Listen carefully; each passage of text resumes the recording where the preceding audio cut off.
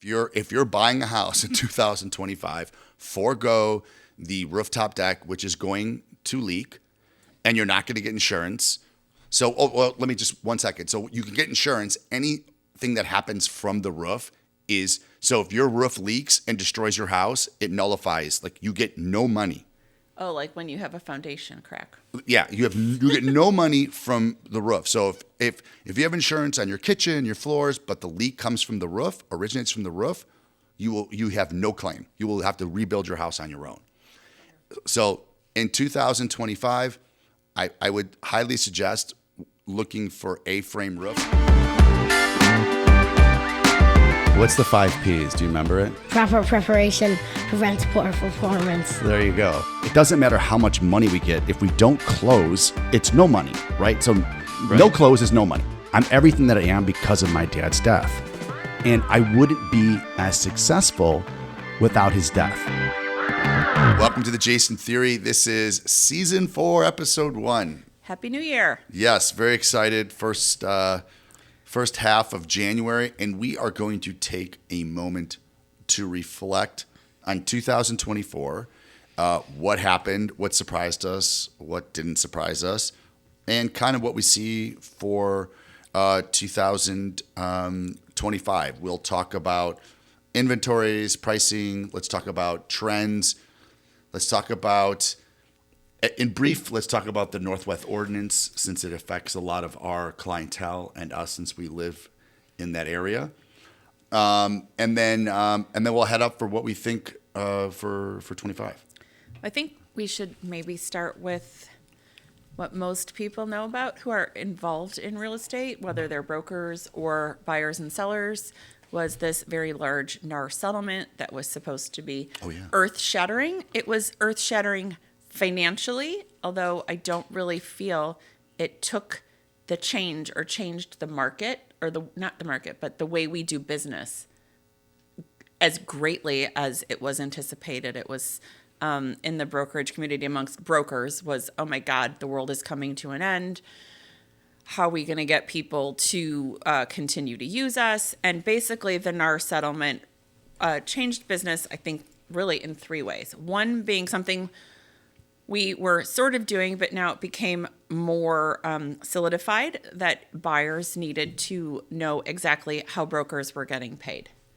And you now need to have, as of August 17th, 2024, a buyer's brokerage agreement signed. That, I think, was the biggest part of all of this. And quite honestly, most buyers haven't had a problem with it. If someone does have a problem with it, it sort of made me feel like, okay, this person isn't committed to me. So, but you haven't had a problem. No. Everybody's committed to you. Everybody is committed to me. I did have one person who didn't want to sign it, and I was like, well, let's talk about why not. And ultimately they did, but what did you say to them? I said, well, and they've bought and sold real estate before, and I said, well, you had no problem signing the listing agreement with me to sell your home, but somehow it's the exact same thing, but it's just with a buyer. I said, somehow you have an issue with the buying side of it. I said, it's the same thing. And when I said it that way, it clicked for them. I said, you had no problem with the listing agreement because that has been sort of standard issue over the last, I don't know, I've been selling real estate for 20 years. I mean, you can't list anything without a listing agreement. I said, it's the exact same thing. And that really helped them with that. So that was the biggest, I think, visible upfront change.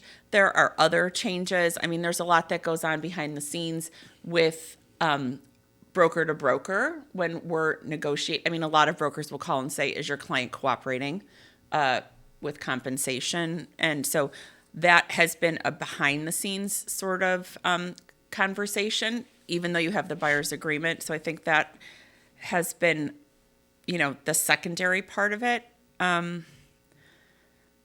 what do you think?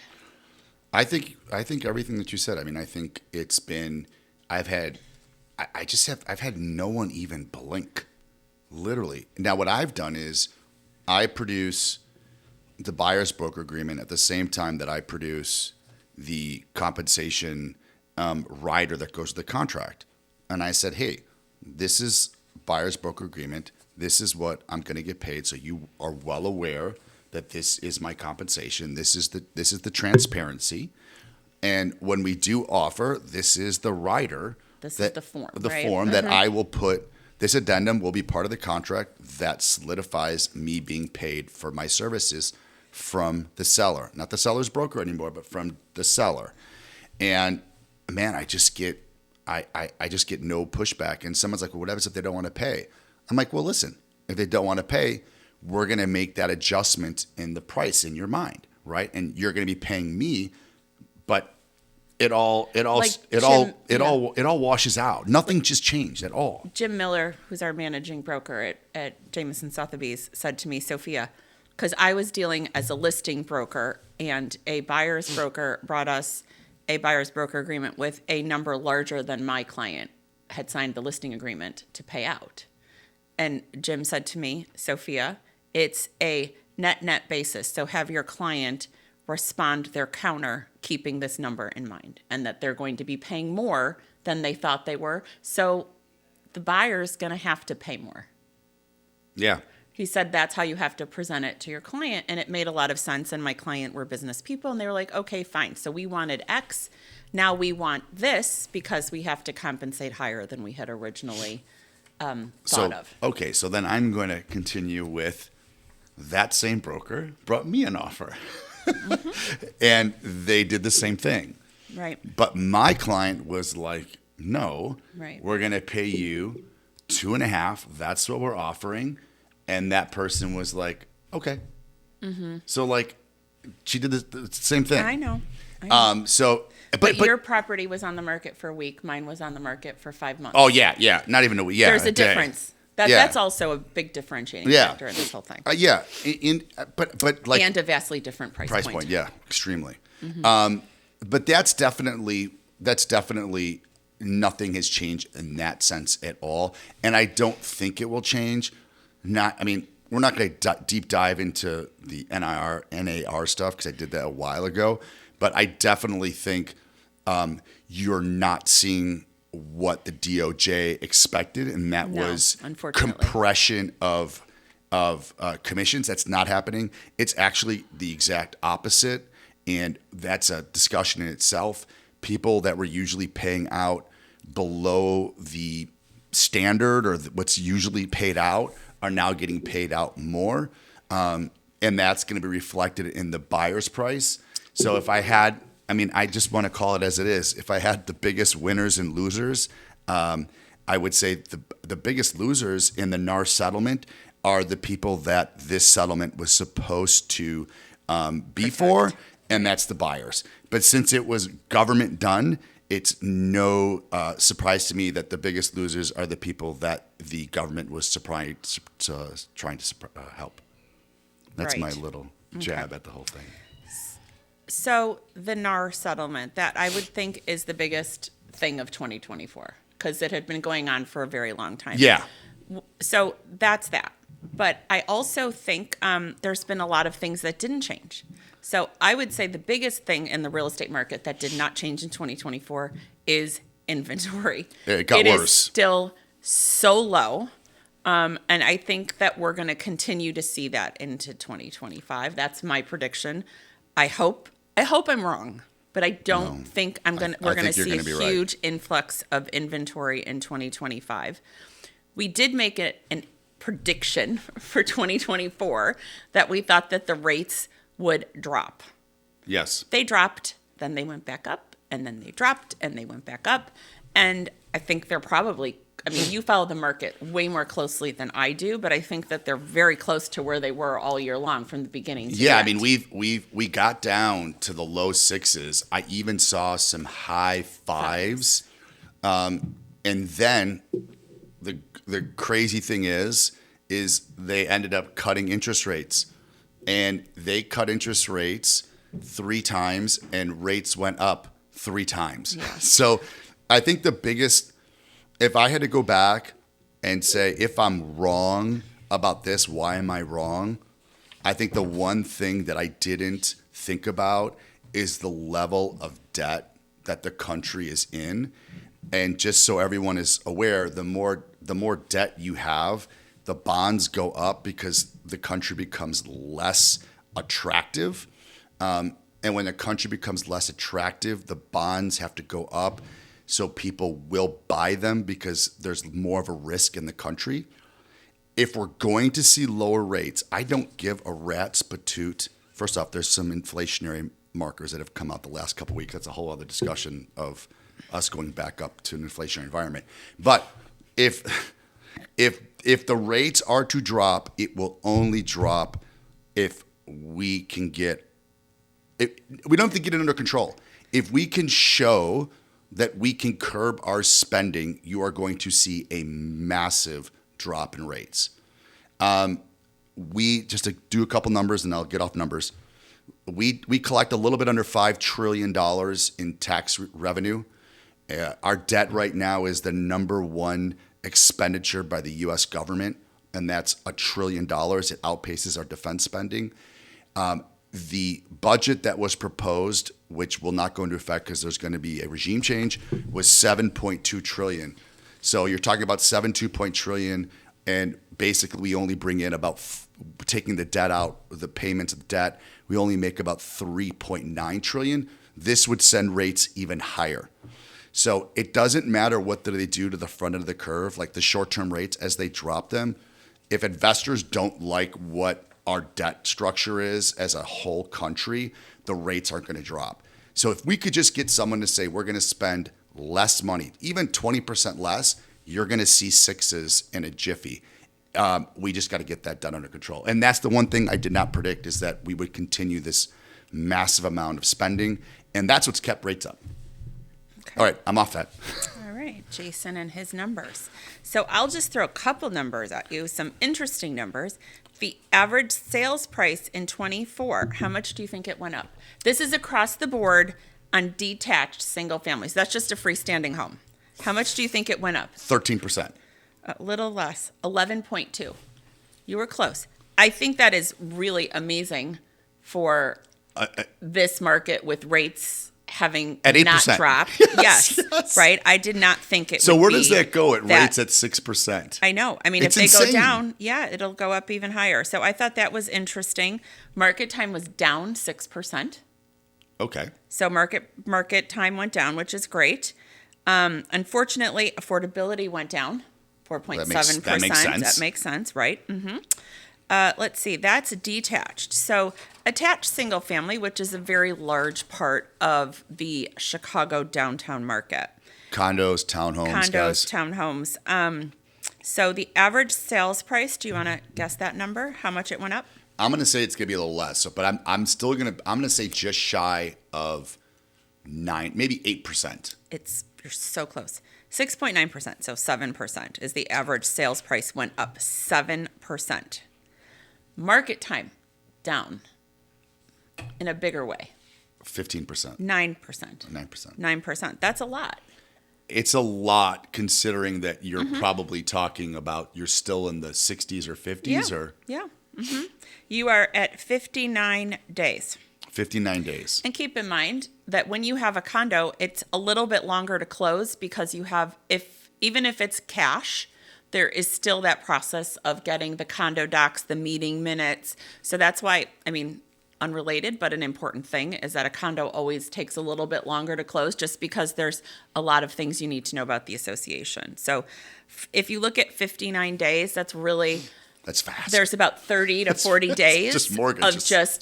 And of getting unless you're in a really fast association, it could take somewhere from 3 weeks 10 to days. get it. Yeah. So 10 days. Yeah. That was a really interesting bit. It'd be interesting if we pulled out new construction that sits on the market for 100 days because people. Yeah, that always skews it a little bit.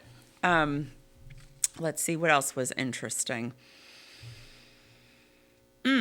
September was a shockingly low closed sales. It was the least amount of closed sales were in September of 2024. Well, going into the November election. Right. Mm-hmm. October it bumped up to 10%. I would That's shocking. We haven't gotten it yet, but I I'm always interested on the December over December close, which we'll get in January, which we'll go over, Yeah. you know, coming off of an election. I know, and you know, because you always had robust. buyers, it was crazy. I did put 5 properties under contract in December, which usually I can phone it in Yeah. and just finish out the year. So December, absolutely this year. And I think we always say that. I mean, you know, when we're talking to clients that election years, it's just going to be slow in the fall. And we'll have a post-Thanksgiving bump, which is exactly what happened. And Thanksgiving was so late this year. Yeah. I mean, the Monday was a December. So, you know, those are some interesting stats for the year. So 25, I think February is going to be, unless it's freezing, which according to the Farmer's Almanac, which our mother loves to talk about, Is that it's ever going to right? be Is that right? generally it's pretty accurate. It's going to be mild, so that means we're probably going to have a really robust listing and under contract in February, which will give us a really strong April. Yeah, like when I'm meeting with a ton of buyers right now, and the first thing I tell them is, you know, they're like, "Well, we wanted this." I said, "Listen, as long these are the things I want to go over. You're going to have to be as is. You can do an inspection. It's as is. It's multiple offers. It's escalation clauses, and it's no mortgage contingency." But the rub is there's nothing for people to buy right now. I have 3 buyers for single family I homes. agree with you, but I'm just telling them, Yeah. you know, like I saw, I have a client, Kristen, multiple times, and we saw stuff on Friday, and she literally said, she goes, "This checks all the boxes, but it's not in the West Loop." And I said, "We can wait." And she goes, "I just don't know if I have it in me to battle every single person." That's a smart buyer. Yeah, she goes, and you know, and I'm like, well, it's a great place. It's in a place she likes in River North, and it's not West Loop, but she likes it. And she goes, "What do you think?" I said, "Listen, the River North has gotten beaten down It sure in price. in price. Sorry, Yes. that's what I meant. It's down in price." I'm like, whatever you buy now, you're going to have a slingshot to the upside. I said, it's a great opportunity. I go, out of all the places, if someone was like, they gave me 15 places and River North was on there, in terms of where the pricing is in River North and what the amenities are in the area, it's the best buy. I think it's the best buy. Gold Coast is a very close Yeah. second. Gold Coast has been hit hard. Gold Coast Streeterville. Yes, Streeterville. Which is, Streeterville. I agree with you. that's my Streeterville neighborhood. too. Yeah. Streeterville for sure. Like for sure. So we were at Thanksgiving with some buyers of mine who have a very nice budget for a single family, and they were just like, "Well, we're just going to wait till February." And I said, "Okay, but just know that in February, you are going to pay at least a 20% premium, and at that, you might not even get it." You're going to have to give up like kidney. I said, "Are you sure you don't want to revisit looking at these other places now? Because the deal is now." Yeah.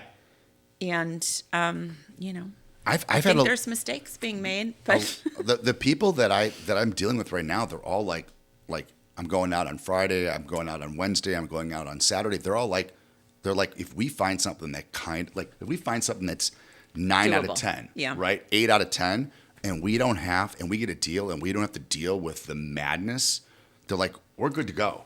that's great. Yeah, I My have like buyers aren't there yet. Yeah, I know. I have like great non-picky people that want deals. Yep. So sellers, which brings us to sellers. It's going to be a seller's market. Yes. I am telling all of my clients that, buyers and sellers, I'm telling my sellers, listen, we have to be ready to go in February. Don't talk to me about waiting till June because the market's over in June. It's, you know, there's a big lull in the summer. So I think that it's going to absolutely be a seller's market up until June. I mean, we'll see what happens. I think there's a lot that can change by June. You know, we do have a new president coming in January, and there's always like, we'll see what happens from that. But I do think it's going to continue to very much be a seller's market in most marketplaces. Obviously, the places we just talked about, the couple, you know, sub-neighborhoods. I was at a wedding this weekend, and everybody asked me, you know, because they want to ask me, how's Everyone the asks market? that. How's the market? And I said, well, it just depends on what market you're talking about. They're like, we hear it's hot. And I said, well, again, yeah, if you want to, you know, if you got a $1 million house in Wilmette, you're the king. But if you have a $1 million condo in River North, you're not. So it just, it was a very interesting conversation. How's the market? How's the market? So, this is what I'm telling everybody. Yeah, it's this is super what I'm hyper thinking is local. happening. Do you think we'll get into would you ever, I mean, I know people do it. I've never done it, but would you ever get into a situation where you're like, hey, the house is going on the market. You have we're going to take offers for 5 days. On the 6th day, we're going to pick an offer. No. I don't like that either. But I ran into a lot of that last year. So they collect through a certain day. No, I feel my personal opinion is if someone comes in, they give you a good offer, they write, don't kick a gift horse in the mouth. That's how I always feel. It's like if you get the offer that you're looking for or something fantastic and it's a good buyer and they're committed then. With a broker. Yeah, oh yeah. The broker on the other side of the deal is a huge part. Listen up, people. Can we say that? I don't know what the rules are. Can we say that the buyer's broker really matters? Of course we can. Okay. Because our seller is asking us. Oh yeah. What people? Does this broker work? Does this broker? Do you know the broker? Have you done deals? Have you done deals with the broker? Number one thing. Is this someone who, if they write me an as-is offer, they're going to stand by the as-is, or are they going to try? Is this the type of broker that retrades the deal? So I don't know if we could say when people shop on their own, it's a deterrent. We're not talking. I mean, this is just a reality. I mean, this is what our clients. It's a deterrent. This is what our clients ask us. Even if they're going to save money on a commission potentially, they want to close. They want to close. The end game is to close. Yeah. So if if there's multiple offers and everybody has a broker, the broker matters to the seller. And their reputation and if they can close. And, no more is the day of, love letters of the buyer telling you their life story. So, I mean, which is illegal. It is illegal, people. No one Selling can take brokers, it. don't take the guy. Yeah. Don't take those notes. Yeah, listing agents, throw them in the garbage. But, I think that that's a big part of the transaction is who's on the other side. I do, and I think that one thing I enjoy is that with this NAR settlement, we are getting a little bit more. I think we'll gravitate to more of the cream of the crop.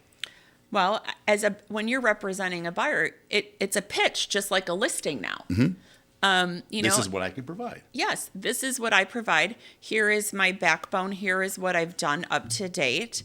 I'm not just going to throw you in the back of my car and run you around and not have a commitment, but also showing me showing you my commitment, them showing the commitment back. So I've heard people say, oh, I was beaten out as a buyer's broker. That was not a thing before, I mean, because sometimes buyers are working with 2 or 3 different brokers. I think I'd be more depressed getting beaten by a buyer's broker than being beaten in the sell side. A listing side? Yeah. Yeah, I mean, you hate me? It's happening. I mean, Yeah, no, I like it. So I do think Not everybody's for everybody. Yeah, no, I mean, for all practical purposes, I mean, you are heavily involved in this person's life. So if there's a personality issue between two people, it can be trying. But anyway, so I think that we're going to see in 25, the cream of the crop will rise, right? They always say the cream rises. Yeah. I don't know. What do you think what do you think's going to be the trend? Like, do you think this let's get into some design talk, because that's kind of what I love to talk about.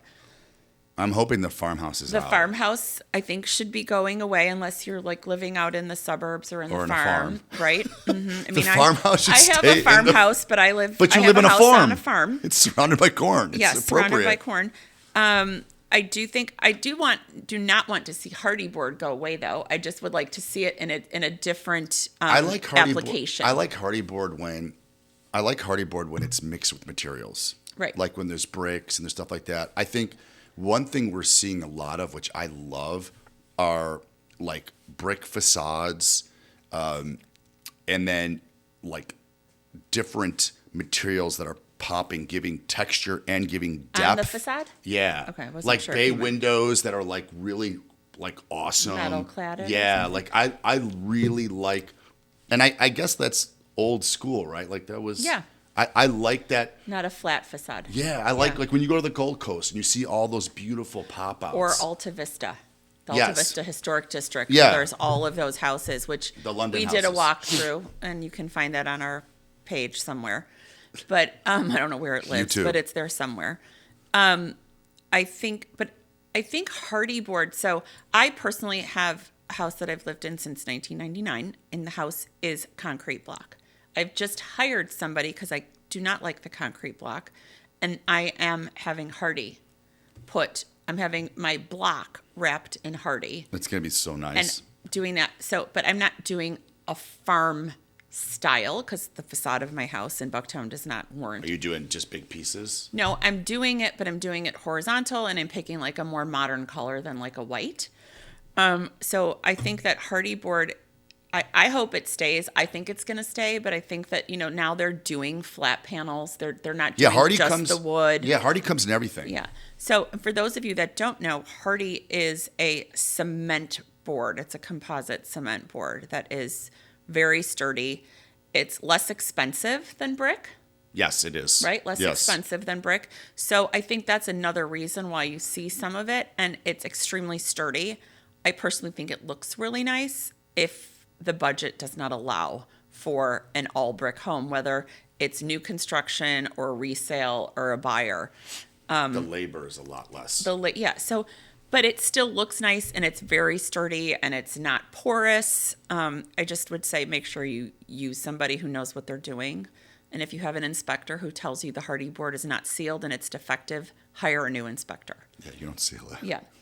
Well, You because don't- and you don't- I've heard that you at don't inspections. you don't You don't caulk. caulk them where they meet. That's what Yeah. I meant. You don't seal Yeah, the I had the an cracks. inspector say that to me, and I'm like, Yeah. yeah, you don't do that. And That's I what I- got on Google. I'm like, here. Yeah, here's the hardy page. So I do think we'll continue to see hardy. I do think, and I know this is a big one for you, I think we're going to see a lot more homes without flat roofs. Well, I mean, I had the insurance. I just posted it 2 weeks ago. I had the insurance lady here. They will not. Half the insurance companies have stopped insuring flat roofs. The other half will follow suit next year. You will still be able to get insurance.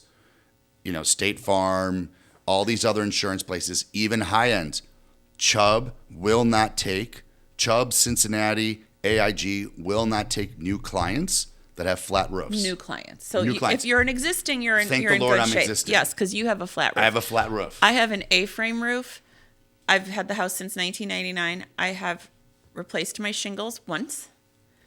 And actually, my inspector told me the reason that my block never had any issues was because I had an A-frame roof and the water shifts off. So that is something, if you are buying a concrete block house, get one with an A-frame if you can, because the water doesn't sit and seep into the brick. So that's another thing. So we have a client that this has got to be 7 years ago that bought a house, and it was a concrete block house, and they actually put an A-frame roof on top of their flat roof. Oh, And well, they were there like- you go. There's a solution. Yeah, but you will not get insurance on a flat roof in Chicago coming up.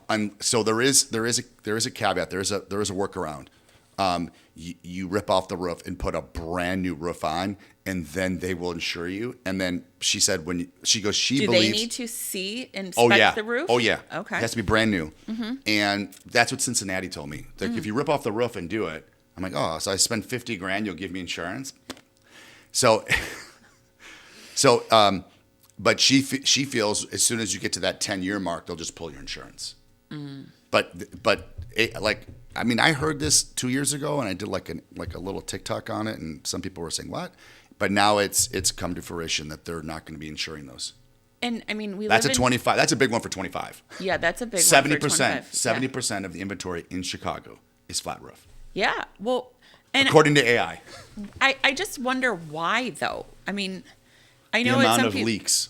No, why they did them? Why there's so many that are flat, and why builders have built It had so to be many- cheaper in the. It had to be from Or not is it that 1880s. people wanted? Oh, okay, the older homes, but Yeah. I mean, a lot of the older homes in the Gold Coast, they're the A-frame roofs. Yeah, but all these two flats are all flat. Yeah, I And don't the know. two flat. You're the, right. The But two if- flats are like almost all of the 2 and 3 flats are almost like a massive amount of the. This stuff. is a great segue into. You want to talk about the ordinance? Oh yeah, we'll get into that too. Yeah. Yeah, so I would tell you if you're buying a house in 2025, forego the rooftop deck, which is going to leak, Yeah. and you're not going to get insurance.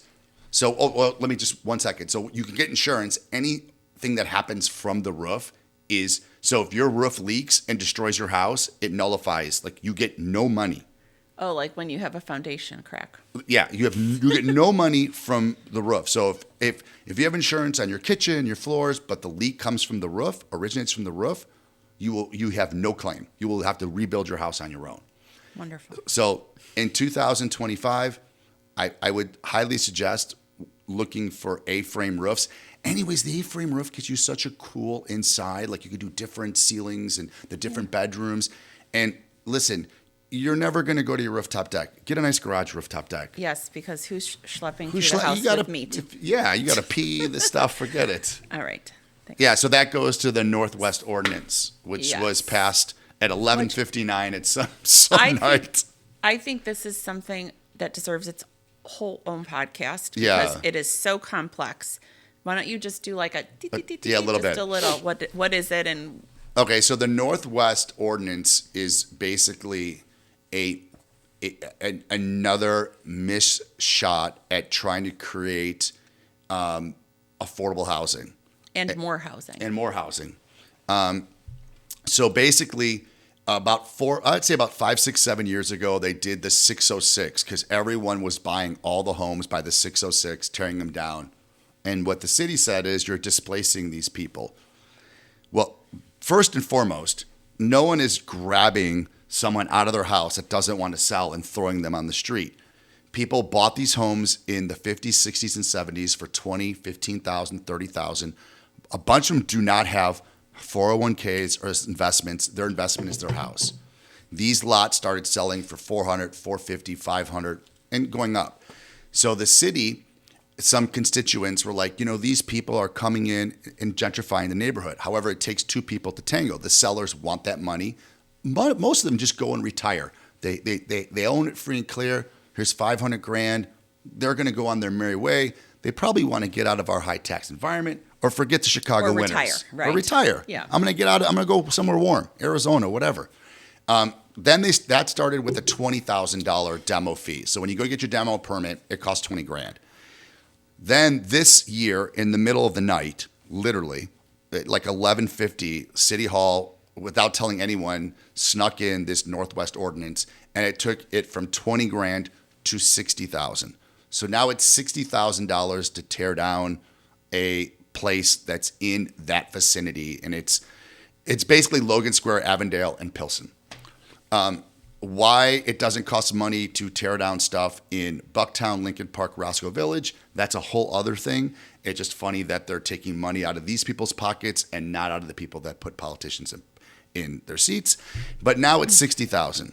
So now if you want to tear down a house and develop and do multi-units, a new single family, whatever it is, a dilapidated house that just cannot stand on its own anymore, it costs $60,000. So if you own that piece of property, which I will tell you a client of mine owns a piece of property, and they want to sell it and they want to retire. This is what this person's nest egg is. They raise their family there. They want to sell it and move on.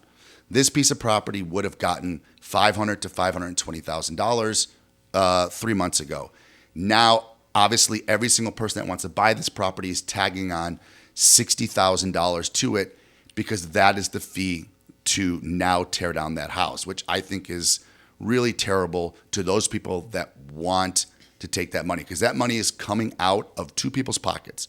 It's coming out of the seller's pocket, or once again, it's making housing less affordable because it's just adding a cost that we passed on to the consumer. The other thing that was passed, which I had no clue until a permit was denied, is that now anything within a half a mile of an L station, if it's R4, That's the residential. that's a residential zoning. R4. So there's there's a bunch, but let me go to the two main ones. R3 is a single family home. R4 is a single family home, a 2-flat, or 3 units. Anything that's R4 within a half a mile of an L, mind you, there are L's that run through the whole goddamn city, every place. Right. Now, any within a half a mile, if it's R4, you cannot build a single family. Even if a single family is currently what is on the property. That's a big distinction. Yes. Now you can rehab because Right. that's how we're getting around our Right. issue. You can rehab. But you can't, if it's a single family, you can't tear it down and build a new single family. So my clients bought a single family home to tear it down and build a single family home, and their permit was denied because no longer will they allow them to do that, which is fine. However, there are different lot sizes in the city of Chicago.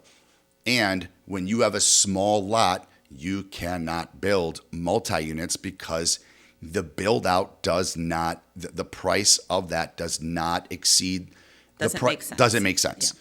So instead of them just opening zoning, this is the whole thing that's crazy to me. Instead of the city opening up zoning and allowing more units to be built, they're actually just continue to constrict zoning and constrict the ability to build. Like if you want affordable housing, just take all the R3s and make them R4. All of a sudden, you can have more density on these pieces of property, and that would lower cost, affordability, everything. It's just they continue to make strides that actually limit the amount that people are willing to build because they don't take into consideration that people need to make money to build. These are people's lives. No one is building homes for free or for a loss. So that's the Northwest Ordinance. There's much more to it. They're And trying I to think create. it has not passed yet. No, it passed. What they're stopping is another part of it, which is insane. Well, I think it's not being enforced until I think March. No, because they went to go get a permit. I understand, but I think that's a different component of it. But there is a portion. There is a portion of the fees upon transfer have been put on hold because they're trying to figure that out. I was on a meeting. I was on a Okay. Zoom call for that. So that has not passed. Actually, as a result of the Chicago Association of Realtors invited in the Alderman Wegespeck from the Bucktown neighborhood. And it was LaSpada. Had LaSpada on, and he said, I'm going to go back. These are all things we did not think about. And so it actually got put on a hold over a Zoom call with Carr. The demo permit too, because we talked to the city, and the city was. The enforcement of the fee is not instituted yet. Yeah. That's bananas. It is bananas. I know I'm they sure. definitely paused the ability for the renters to have first dib and not. So the renters have first dib at any multi-unit in that zone, and they do not have to show that they can afford the place. Yes, which is just insanity. That I know has that been. was also part of it, but the actual levy of the fee and how it would be,